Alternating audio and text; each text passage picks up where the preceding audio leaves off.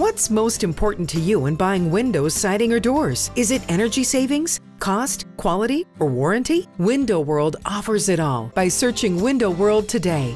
The individuals depicted have been arrested but not convicted at the time of story postings. This information does not infer or imply guilt of any actions or activity other than their arrest. We make no warranty or guarantee as to the accuracy of this data.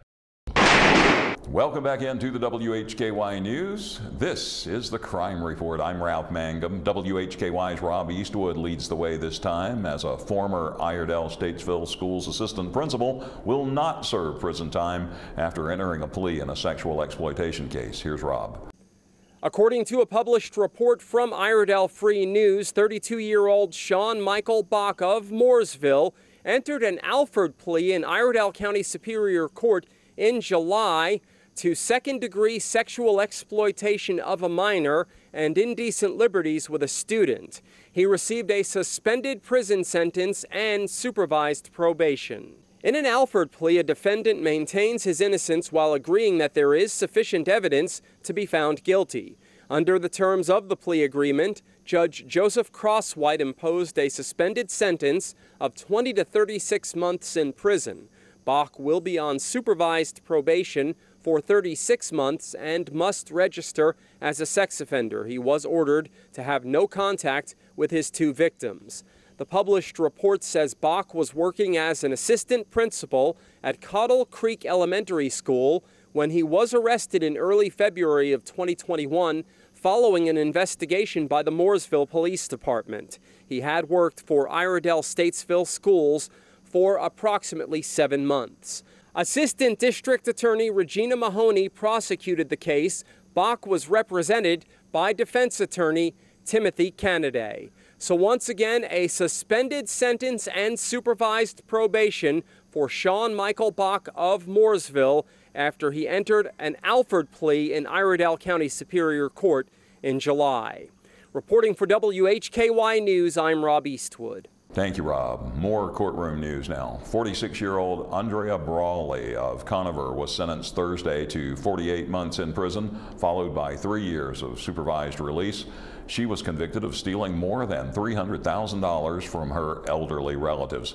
The announcement was made by Dina J. King, U.S. Attorney for the Western District of North Carolina, with Catawba County Sheriff Don Brown in attendance.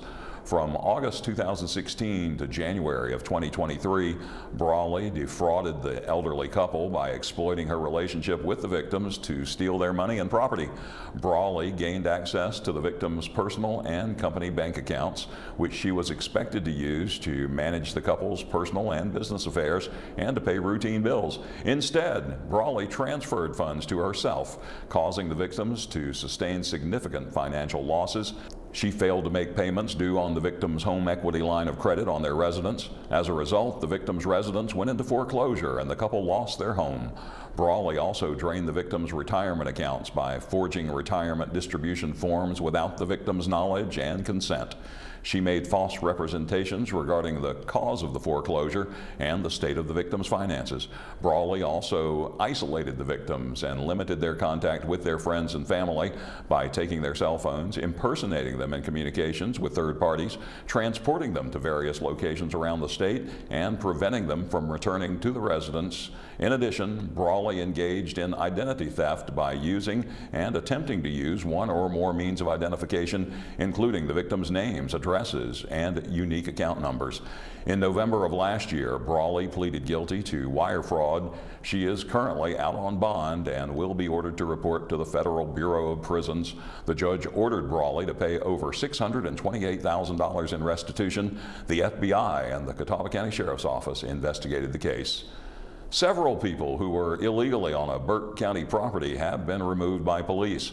On Thursday, the Valdese police and Burke County Sheriff's officers received information regarding multiple persons squatting, trespassing, or living at 1403 Carolina Street, just outside the Valdese city limits, without authorization from the owner.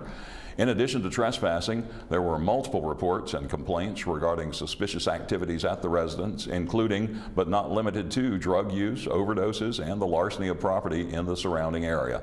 Officers responded to the residence after the property owner signed a no trespassing agreement requesting all unauthorized parties to be removed. Police vacated the property and posted a no trespassing sign. Several people were removed from the premises. Burke County deputies and Valdese police will periodically check the property. Anyone found on the premises without authorization will be arrested for trespassing and/or breaking and entering. Here now is WHKY's Arianna Mack with 2 Caldwell County arrests, including one suspect jailed under a $250,000 bond.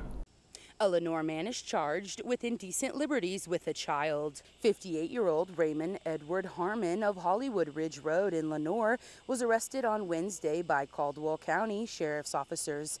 He was charged with 1 felony count, indecent liberties with a child. He was jailed under $250,000 secured bond in the Caldwell County Detention Center. A Superior Court date was scheduled for September 9th.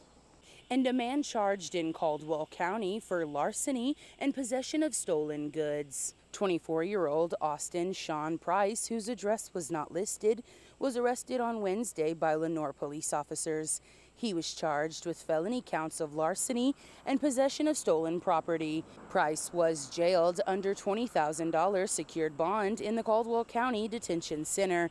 He is scheduled to appear in Superior Court on September 9th. I'm Arianna Mack for WHKY. Thank you, Arianna. That wraps up today's crime report. Thank you all for joining us. For WHKY, I'm Ralph Mangum, reminding you to keep it clean and to keep it legal.